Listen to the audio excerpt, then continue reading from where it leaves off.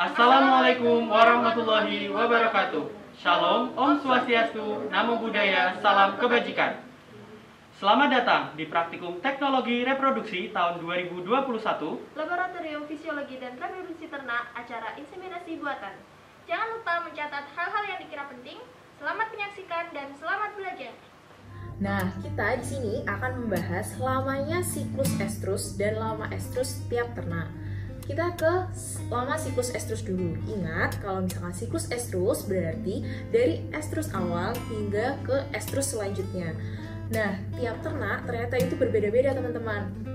Di domba itu memiliki siklus estrus 17 hari, kambing 20 hari, dan sapi 21 hari.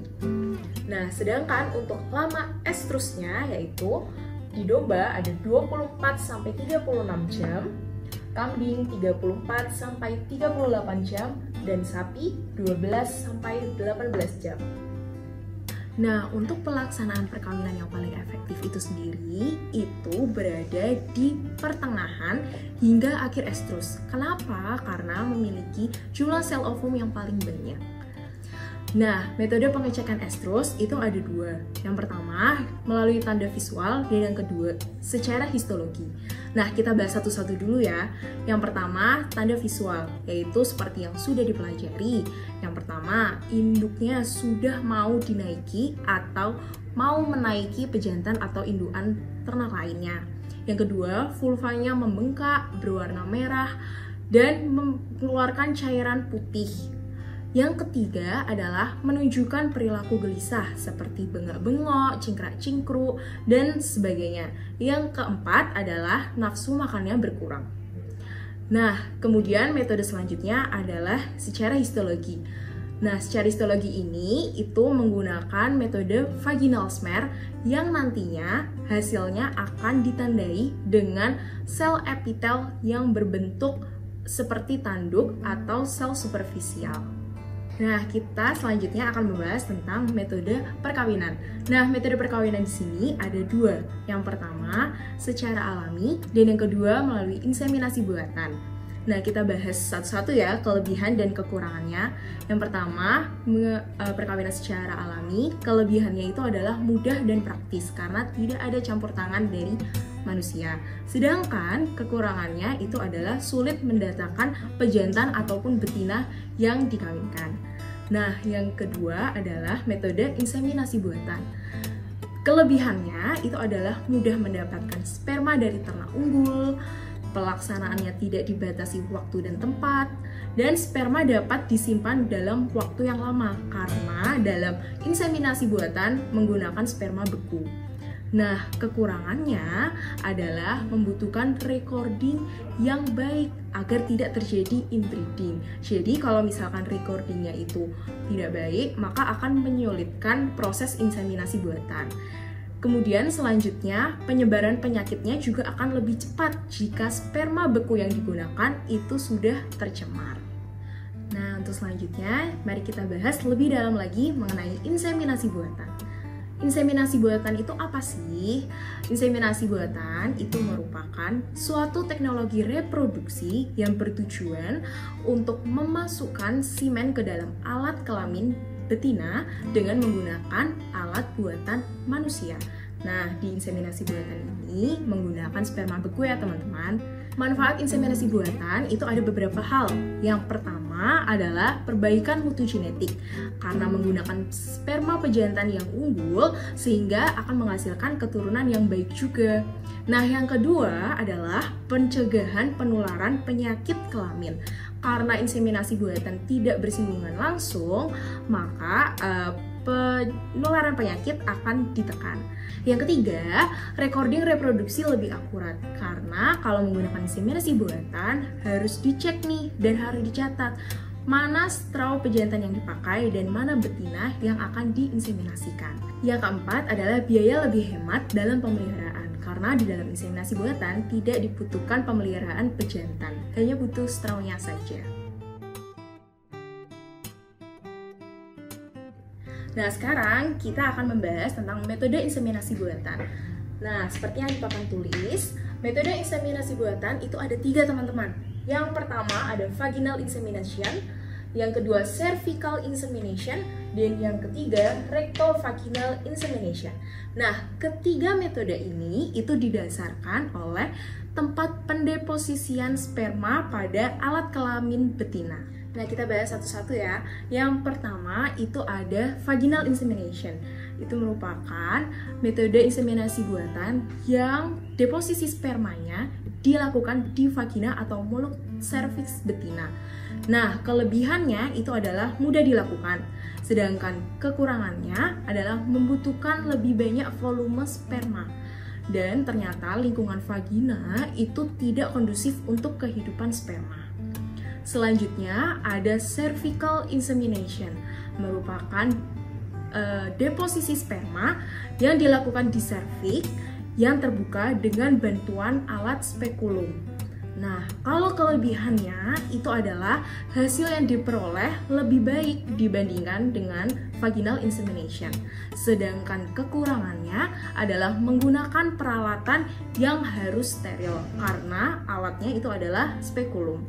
Nah, yang ketiga itu adalah rectovaginal insemination, merupakan deposisi sperma yang dilakukan dengan palpasi rektal, di mana alat inseminasinya diarahkan untuk mencapai ujung serviks.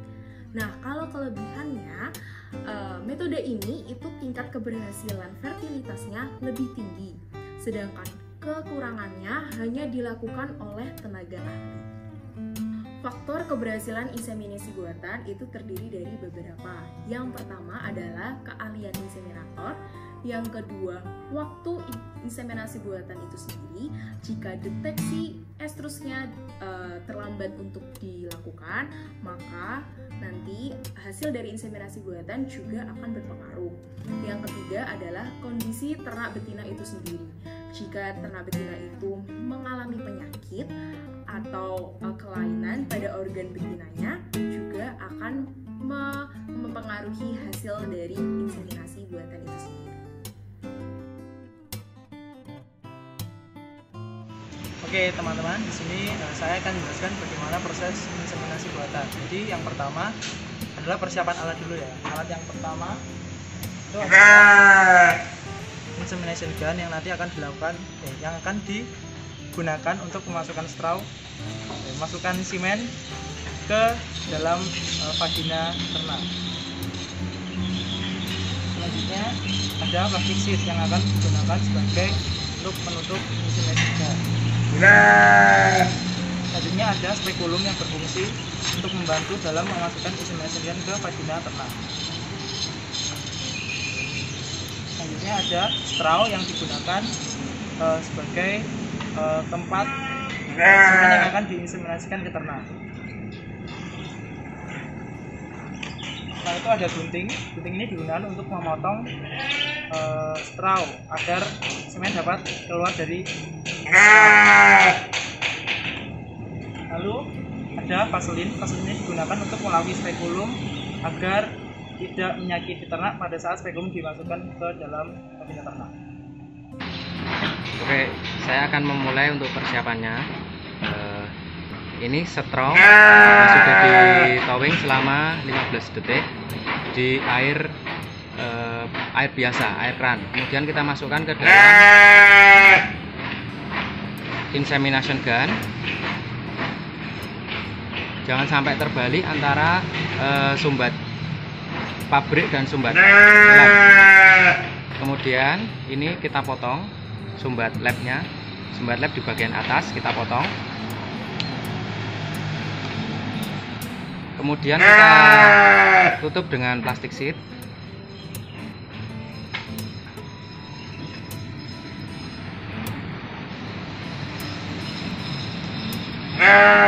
Lalu kita kunci.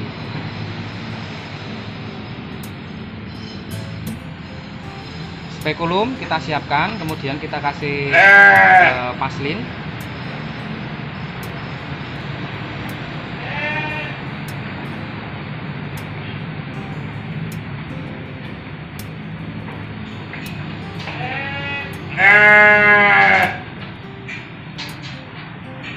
Oke, sekarang kita inseminasi ke ternak. Oke, sekarang kita akan melakukan inseminasi buatan ke dalam domba. Yang pertama kita buka ekornya.